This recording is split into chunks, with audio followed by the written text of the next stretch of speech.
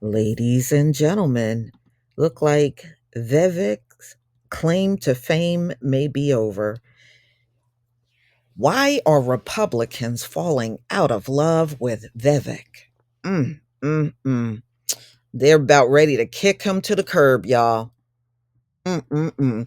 Now, we know recently Mike Pence made an announcement that he's suspending his candidacy. So he's gone. And Asa Hutchinson, he's another one that's running. He's become invisible, and Chris Christie stands alone as a loud, proud, never Trump candidate, soaking up the love of the small, never Trump fraction of the Republican parties.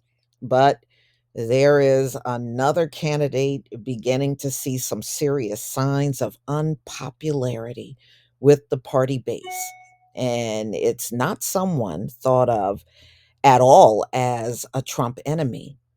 It is Trump's, they calling him Trump's mini me, Vivek Bad Salami, y'all.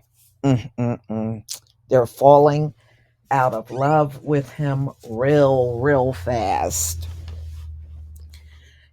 The growing unlikability of the tech tyro is evident in the polls from two early states that have seen a lot of candidates in Iowa. So it shows that bad salami favorability ratio is deteriorating. He was at 38%. He is now down to 20%. Uh huh. To know him better is to not love him more, it seems. And putting the matter a slightly different way, a new CNN survey of South Carolina shows 60% of the likely primary voters have ruled out considering bad salami, not far from 71% who wouldn't think of voting for Chris Christie. Mm-mm-mm. Wow. Y'all, they don't seem to be liking old bad salami at all. So you have to figure that at least some of Vivek phobia in South Carolina stems from the verbal fistcuffs he had with the Palmetto State. Remember, him and Nikki Haley were sparring back and forth during the debate, the GOP debates. So, they've been dueling and, things have been flaring up. So, Bad Salami says 2024 Republican presidential nomination rival Nikki Haley should be disqualified from being president. The multimillionaire biotech entrepreneur and first time candidate verbally attacked Haley, a former two-term South Carolina governor who later served as the ambassador to the UN during the Trump administration, came hours after she argued that Bad Salami's comments on Israel Hamas war are akin to the far left squad in Congress.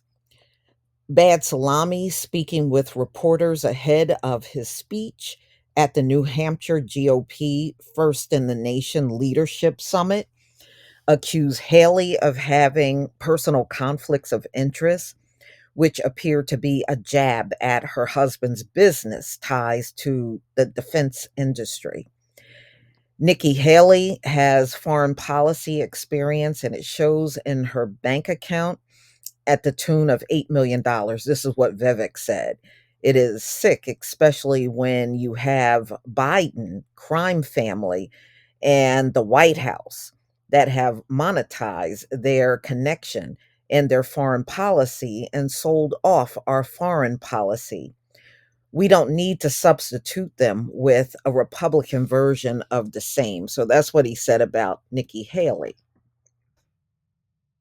So it's not just Haley that bad salami is insulting. Recall when he said in the first presidential debate, political outsider Vivek turned heads at the Fox News debate. Well, I mean, it's Fox News audience, you know. Okay. The debate audience, which had initially cheered for bad salami, mm, mm, mm, promptly booed.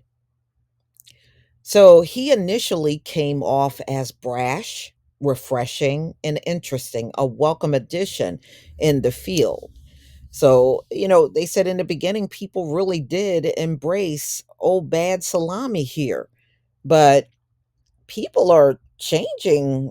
They're not really embracing him so much anymore, and he's losing ground out here.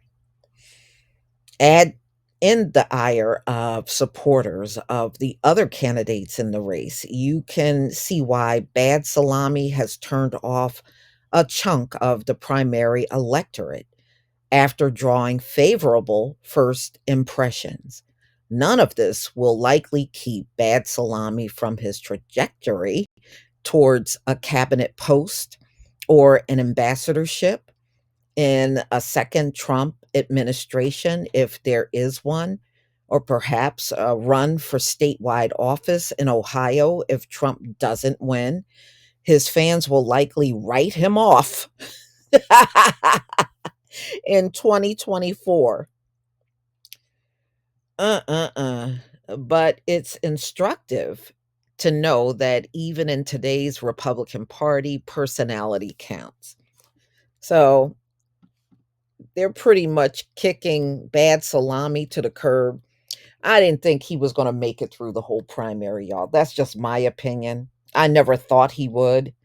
And now people are turning on him fast, real fast. So 6-point drop in the polls, before he was rising, especially after the first presidential debate, because that was all over social media. But now the opposite is on social media. Like people are just kind of not feeling him anymore. Didn't I tell y'all in the beginning? He could be as anti black as he wants. At the end of the day, the people were going to turn on him. It's happening. It's happening, y'all. Please leave your comment and subscribe. Don't forget to hit on the notification bell, and I'll see you on the next video. Peace, family.